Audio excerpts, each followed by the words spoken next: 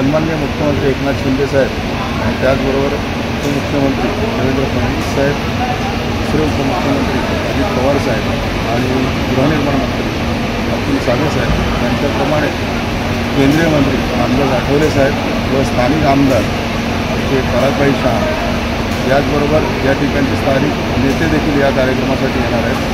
आपल्या सर्वांना माहिती आहे की रमाबाई कामराजनगर, अंबाई आंबेडकर नगर आणि कामराजनगरमधील 16,575 घरं झोपड्या त्यांच्यावर SRAने 2016-17ला नंबर टाकले होते आणि त्या सर्व झोपडीधारकांचा हा रमाबाई आंबेडकर नगर कामराजनगर सहकारी गृहनिर्माण प्रकल्प हा आपल्याला MMRDA राबवत आहे आणि SRA त्याची नियोजन समिती म्हणून भागीदारी तत्वावर दोघांनी मिळून हा प्रकल्प सुरू केलेला आहे। त्याच्यामध्ये N19 भागाचा जो झोपडपट्टी आहे त्यामध्ये 4,053 झोपड्या येतात। त्या N19मधील या 4,053 झोपड्यांचा LOI निघालेला आहे आणि त्यांचं आता भाडेवाटपाची सुरुवात उद्या मुख्यमंत्री साहेबांच्या हस्ते आणि सन्माननीय इतर मंत्री महोदयांच्या हस्ते होणार आहे। किती लोकांनी आता पण ॲग्रीमेंट केलं आणि किती लोकांना चेक भेटणार आहे?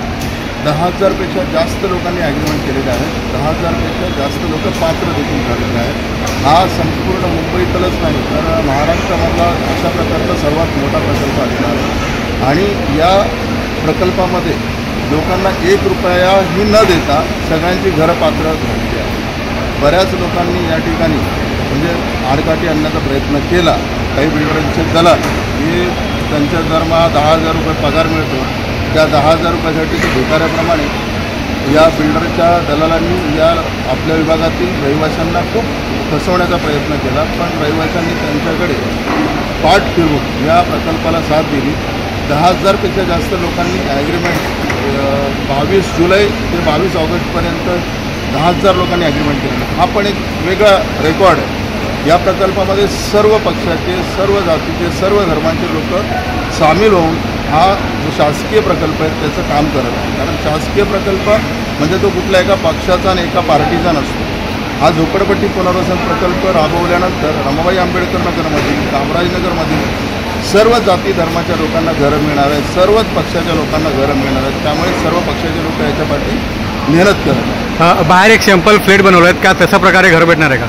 हां, आपल्याला MMRDA या ठिकाणी जो सॅम्पल फ्लॅट बनवून दाखवलेला आहे तो 314 फुटाचा आहे आणि सध्याचा जो कायदा आहे झोपडपट्टी पुनर्वसन प्रकल्पामध्ये, SRA प्रकल्पामध्ये सर्व झोपडीधारकांना 300 स्क्वेअर फुटाचा 1 बेडरूम हॉल किचनचं रूम मिळतो, चांगलं घर मिळतं। तेच घर या ठिकाणी दाखवलं आहे। जर तेच घर आपण मार्केटमध्ये विकत घ्यायला गेलो तर बिल्डर तेच घर आपल्याला 470 चौरस फुटाचं म्हणून विकतं।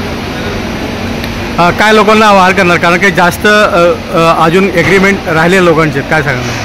14,000 लोकांपैकी 10,000 ॲग्रीमेंट झालेले आहेत।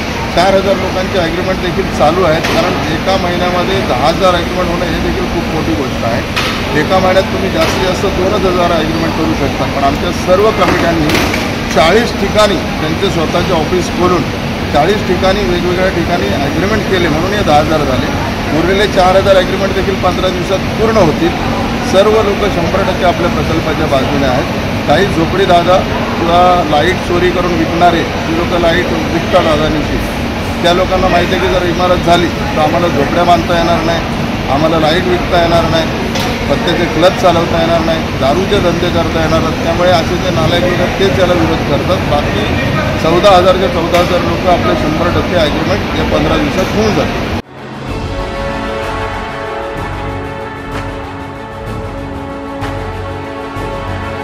CEN न्यूज, देश प्रदेश की ताजा तरीन खबरों के लिए CEN न्यूज को सब्सक्राइब करें और रहें पल पल की खबर से हर पल बाखबर।